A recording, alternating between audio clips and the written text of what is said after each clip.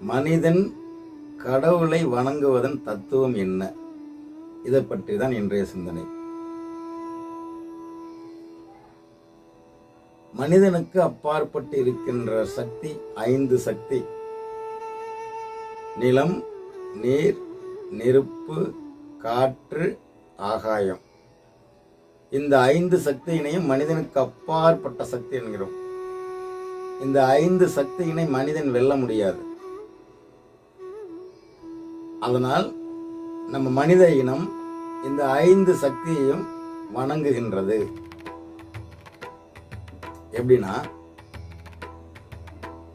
நிலத்தை விக்கிரக வழிபாட்டின் மூலமாகவும்,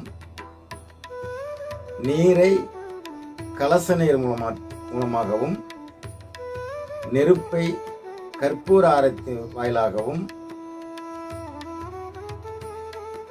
காற்றை மந்திர உச்சாரணத்தின் மூலமாகவும், ஆகாயத்தை தியானத்தின் மூலமாகவும் மனித இனம் இந்த 5 சக்தியையும் வணங்குகிறது.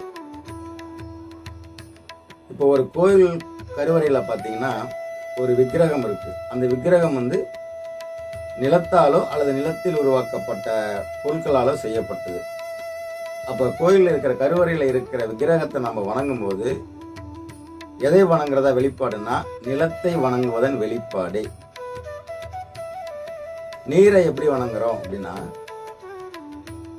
கலசத்தில் நீரை ஆகுதி பண்ணி கலச தேவதா அப்படிங்கிற பிரதிஷ்டை பண்ணி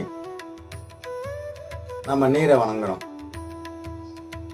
நெருப்பை கற்பூர ஆரத்தி காமிக்கும் போது கற்பூரத்தை தொட்டு வணங்குறோம் இல்லையா, அது நெருப்பை வணங்குறதா அர்த்தம். காற்றை எப்படி வணங்குகிறோம்? நாம் உச்சரிக்கும் மந்திர உச்சாரணத்தின் மூலமாக காற்றை வணங்குகிறோம். ஓம் நம சிவாய, வய நமசி யநம சிவ நம சிவய மசிவயன சிவய நம. இந்த பஞ்சாட்சர உச்சரிப்பு, ஓம் சக்தி, ஓம் சரவண பவ, இந்த மாதிரி தெய்வங்கள மந்திர உச்சாரணத்தின் மூலமாக நாம் காற்றை வழிபடுகின்றோம். மந்திர உச்சாரணம் எதோட வெளிப்பாடுனா காற்றை வழிபடுவதுடைய வெளிப்பாடு தான் மந்திர உச்சாரணம். ஆகாயம் மிக பறந்து விரிந்த எல்லை இல்லாத மிகப்பெரிய சக்தி. இந்த 5 சக்தியிலே மிகப்பெரிய சக்தி எதுனா ஆகாயம்தான். பிரபஞ்சத்துக்கு எல்லையே இல்லை. இந்த பிரபஞ்சத்தை எதன் மூலம் நாம் வழிபடுகின்றோம்? தியானம் செய்யும் போது, தியானிக்கும் போது காஸ்மிக் எனர்ஜி நமக்குள்ள உள் வருது. அப்போ நிலம், நீர், நெருப்பு, காற்று, ஆகாயம், இந்த மனிதனுக்கு அப்பாற்பட்டு இருக்கின்ற அந்த 5 சக்தியினை மனித இனம் ஒவ்வொரு சக்தியையும் ஒவ்வொரு விதத்தில் அதை வணங்குகிறது. நிலத்தை விக்கிரகத்தின் மூலமாகவும், நீரை கலச நீர் மூலமாகவும், நெருப்பை கற்பூர ஆரத்தி வாயிலாகவும், காற்றை மந்திர உச்சாரணத்தின் மூலமாகவும், ஆகாயத்தை தியானத்தின் மூலமாகவும் நாம் வணங்குகிறோம். இதுதான் கடவுளை வழிபடுவதன் வெளிப்பாடு.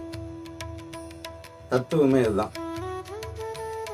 நம்முடைய ஆதி கற்கால மனிதர்கள், பழைய கற்கால மனிதர்கள் என்ன பண்ணாங்கன்னா இயற்கையை வழிபட்டாங்க.